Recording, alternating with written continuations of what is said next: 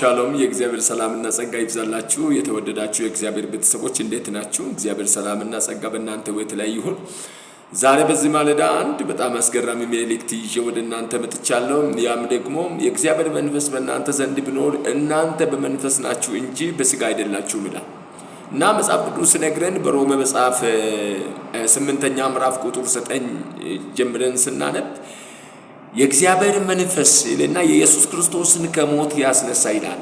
እውነት ነው የምላችሁ ዛሬ የኢየሱስ ክርስቶስን ከሞት ያስነሳ የእግዚአብሔር መንፈስ በእኛ ውስጥ ያድራል።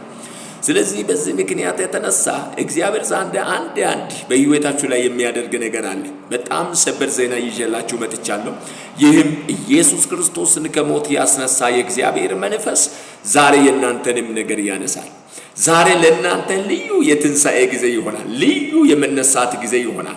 ጸጋችሁ የሚነሳበት ጊዜ ይሆናል። ቅባታችሁ የሚነሳበት ጊዜ ይሆናል። አገልግሎታችሁ የሚነሳበት ጊዜ ይሆናል። መንፈሳዊ ሕይወታችሁ የሚነሳበት ጊዜ ይሆናል።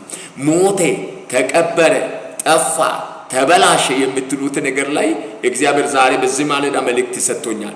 ይህንን መልእክት ዛሬ እናንተ እያንዳንዳችሁ ተቀበሉ።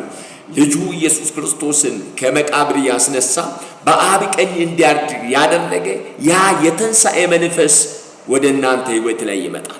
ይህ መንፈስ ዛሬ የሞተባችሁ ነገር ያቀሰቅሳል። የሞተባችሁ ነገርን ያስነሳል። ነገሮቻችሁ ሕይወትን ያገኛል። አገልግሎታችሁ ሕይወትን ያገኛል። ትዳራችሁ ሕይወትን ያገኛል። ወደቀ ተበላሸ ያላችሁ ነገሮች ዛሬ መስተካከል ይጀምራል። ይህንን መልእክት የምትሰሙ ከባህር ማዶ የምትኖሩ በኢትዮጵያ ውስጥ የምትኖሩ የተለያየ ቦታው ናችሁ ይህንን መልእክት የምትሰሙ እመኑ፣ ዛሬ ትንሣኤ ይሆናል። ሻሎም። እግዚአብሔር ዘመናችሁን ይባርክ። በእርግጥም ትንሣኤ ይሆናል።